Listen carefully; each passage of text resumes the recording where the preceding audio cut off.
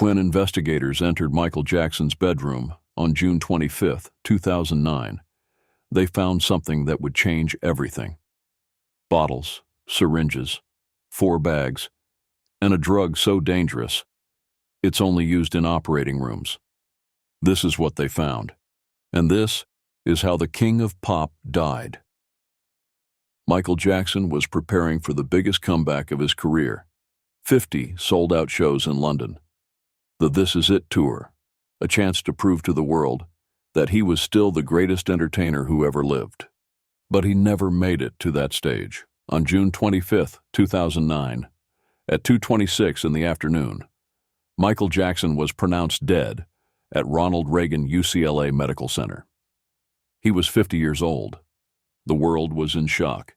Fans gathered outside the hospital, weeping, holding candles, singing his songs. Tributes poured in from every corner of the globe. Presidents, celebrities, millions of fans. The news called it a tragedy, a sudden cardiac arrest, the loss of an icon. But when investigators walked into his bedroom at 100 North Carrollwood Drive in Holmby Hills, they discovered something that would turn this tragedy into a criminal investigation. What they found in that room would shock the world and raise questions that even today remain unanswered.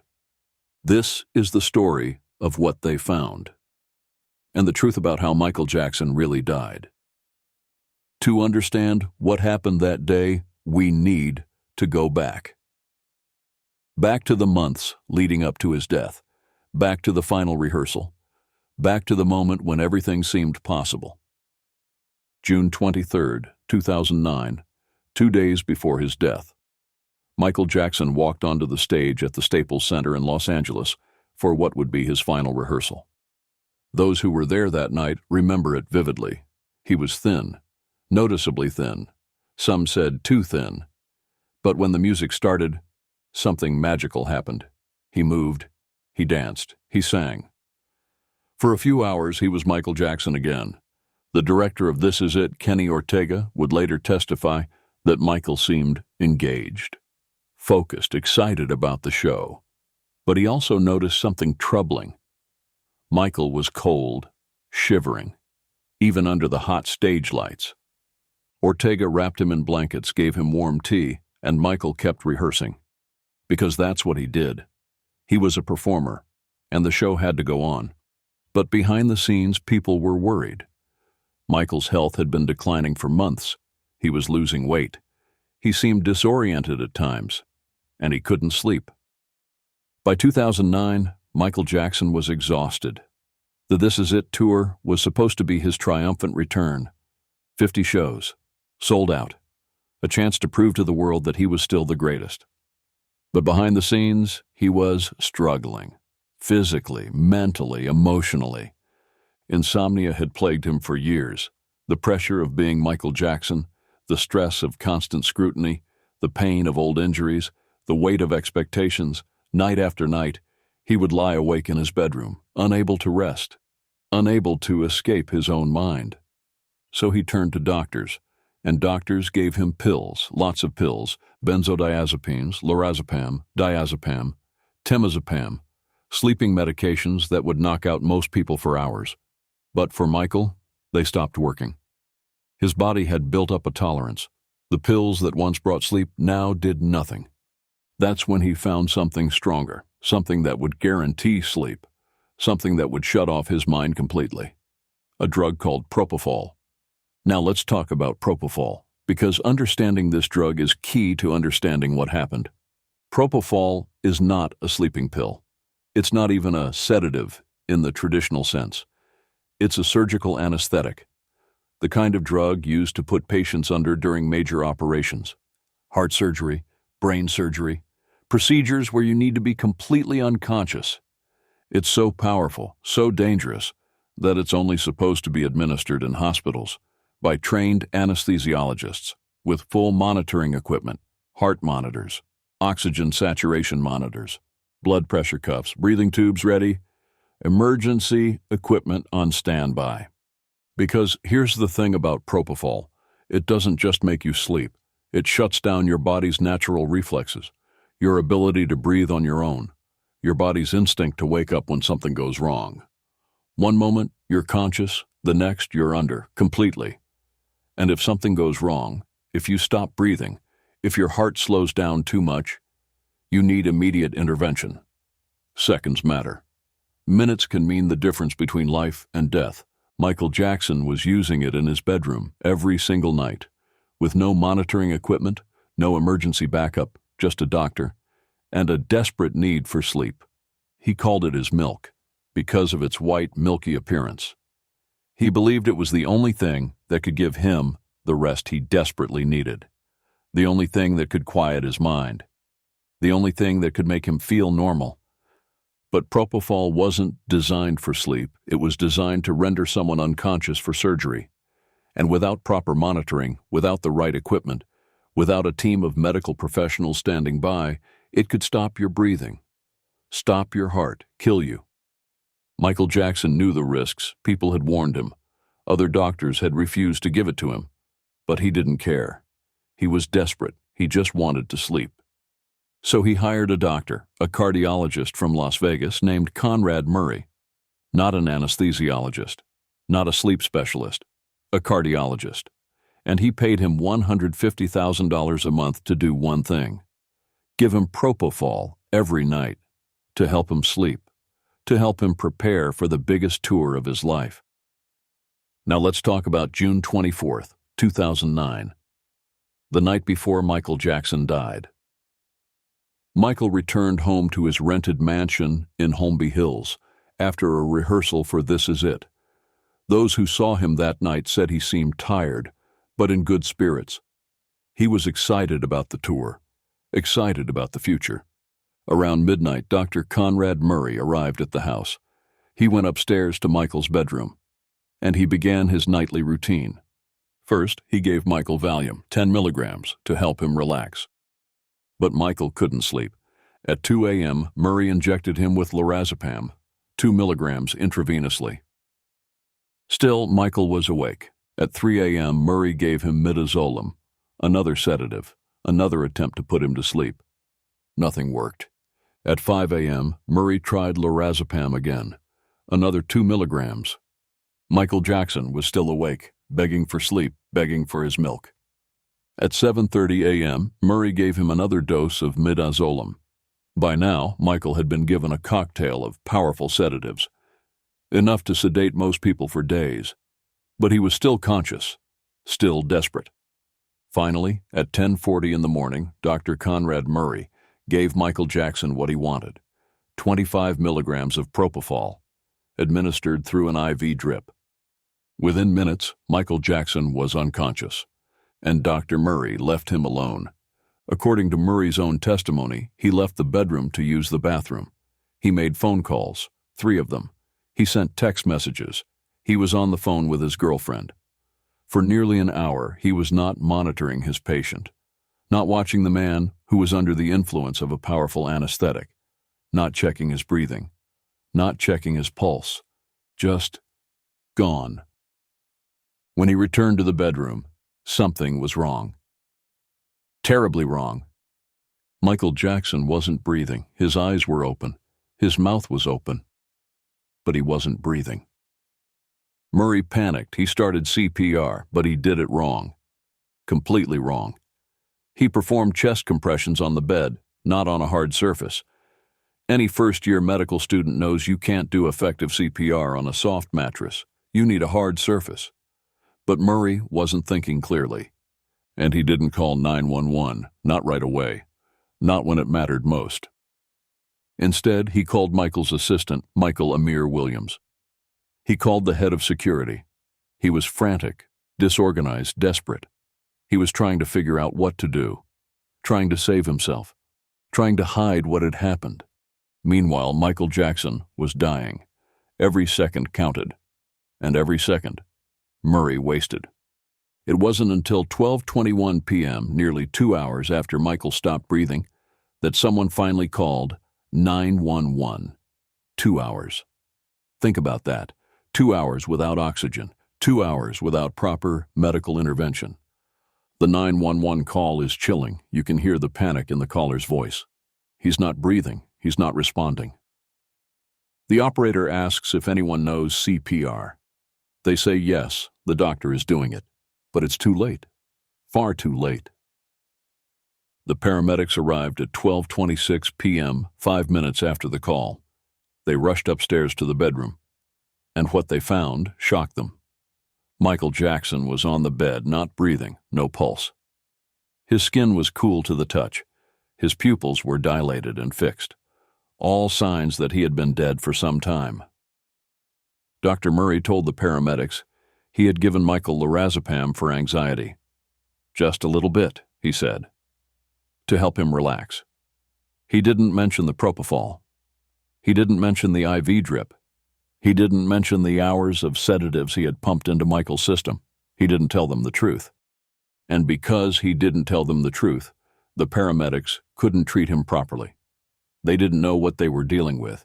They didn't know what had caused this cardiac arrest. The paramedics worked on Michael for 42 minutes. They tried everything: CPR, defibrillation, medications. But it was too late. His brain had been without oxygen for too long. The damage was irreversible. They transported him to Ronald Reagan UCLA Medical Center. Doctors there continued to work on him, but they knew, everyone knew, Michael Jackson was gone. At 2:26 p.m. at Ronald Reagan UCLA Medical Center, Michael Jackson was officially pronounced dead. The king of pop, the greatest entertainer who ever lived, gone at 50 years old. The world mourned. Fans collapsed in the streets. Radio stations played his music non-stop. Celebrities posted tributes. The internet nearly crashed from the traffic. It was a global moment of grief. But investigators had questions, lots of questions, because something about this death didn't add up. When detectives arrived at Michael Jackson's home, they began searching the bedroom. And what they found shocked them. Bottles everywhere, prescription bottles, some labeled, some not. Lorazepam, diazepam, midazolam, clonazepam, temazepam, trazodone. Medications for anxiety, for sleep, for pain.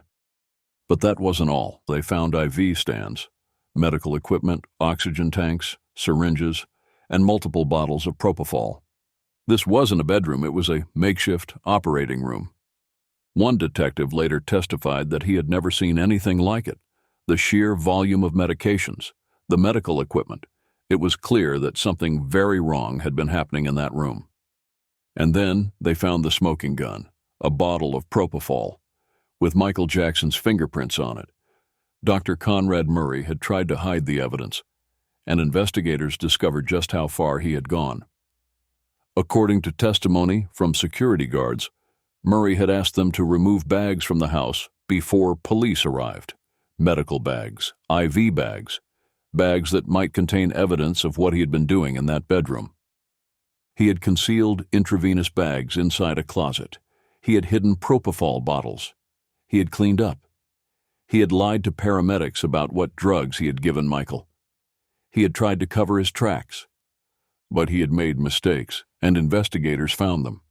Phone records showed that Murray had been on the phone for nearly an hour, while Michael was under the influence of Propofol. He had called his girlfriend in Houston. He had made business calls. He had sent text messages, all while his patient lay unconscious, unmonitored, in the next room. Witnesses came forward. Michael's bodyguard testified that Murray had seemed panicked, disorganized, desperate, that he had been carrying bags out of the house, that something was clearly wrong. The housekeeper testified that she had seen medical equipment in Michael's room for weeks, IV stands, oxygen tanks, that this wasn't a one-time thing. This had been going on for a long time. But the evidence was overwhelming, and it all pointed to one conclusion. The Los Angeles County coroner performed an autopsy on June 26, 2009, the day after Michael died, and the results were damning. Michael Jackson had died from acute Propofol intoxication.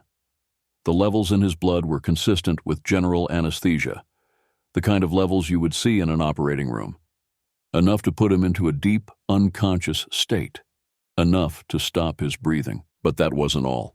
The toxicology report also found lorazepam, midazolam, diazepam, and other sedatives in his system, a cocktail of drugs.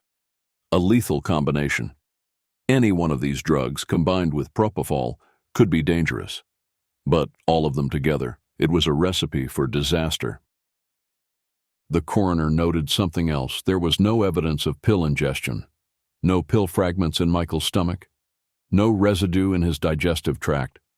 All of these drugs had been administered intravenously, through an IV by someone else.